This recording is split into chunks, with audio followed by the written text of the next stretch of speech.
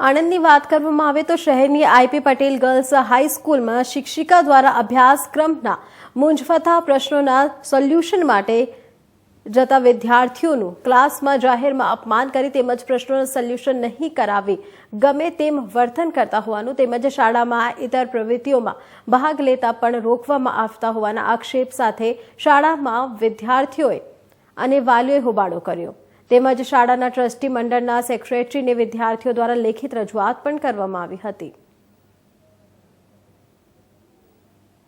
મારું નામ જેબા છે, હું 10 ભણું છું। કાલે અંગ્રેજી વાળા મેડમે અમને બહાર બોલાયા। હું એક કેપ્ટનમાં છું, એક અંગ્રેજી સબ્જેક્ટની।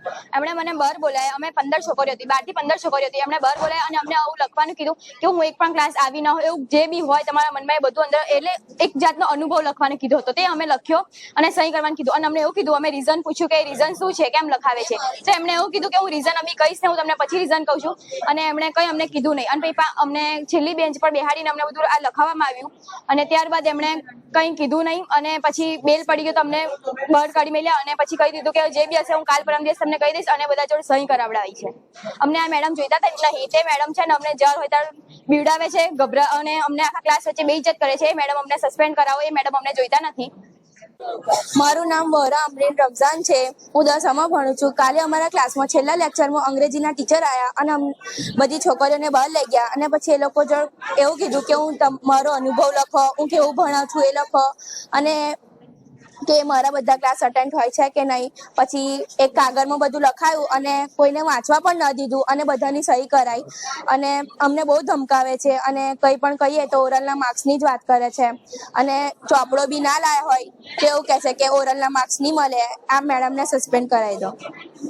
કાલે અમને લોકોને ઇંગ્લિશ વાળા મેડમ આવ્યા હતા અને એવું કીધું કે આ મારા ઇંગ્લિશનું કામ છે, મારા વિષયનું કામ છે, આ બીજા કોઈનું કશું કામ છે નહીં। થોડીક છોકરીઓને બહાર લઈ ગયા અને એ લોકોને જઈને બધું સમજાયું અને અમને અંદર બેસાડ્યા અને પછી પેપર લખવા પછી પાછળ વળી બધી છોકરીઓને પાછળ મોકલી અને એ લોકોએ બધું લખ્યું પેપરમાં અને પછી 5 મિનિટ જેવી જ વાર હતી અને મેડમે એવું કીધું કે ફટાફટ સહી કરી દો, તો અમે લોકોએ ફટાફટ સહી કરી દીધી। પણ અમે લોકો વાંચતા હતા, આજુબાજુ વાળા તો નતા વાંચવા દેતા અને એવું કહેતા હતા કે ફટાફટ સહી કરી દો એમ।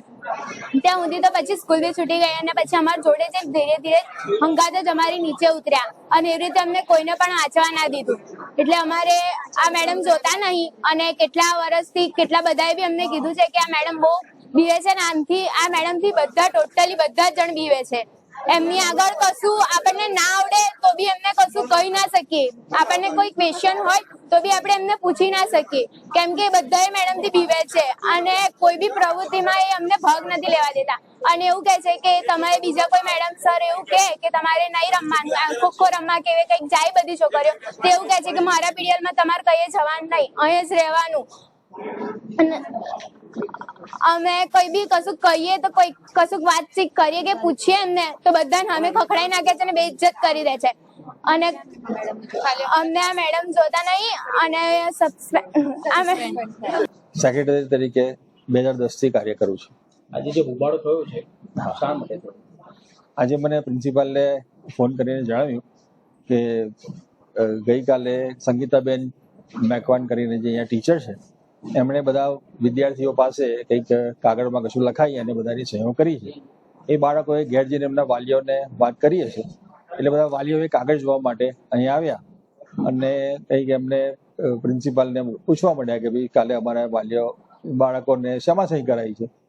એટલે સંગીતાબેનને બોલાવીને પૂછવામાં આવ્યું ત્યારે એમણે કહ્યું કે હું કાગળ નહીં બતાવું, તમે પોલીસને બોલાવો તો હું પોલીસની હાજરીમાં જ બતાવી છે।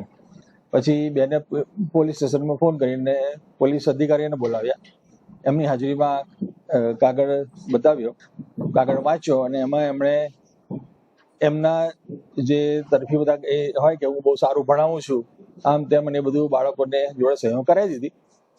અમે પોલીસની હાજરીમાં ક્લાસરૂમમાં ગયા, બાળકોને પૂછ્યું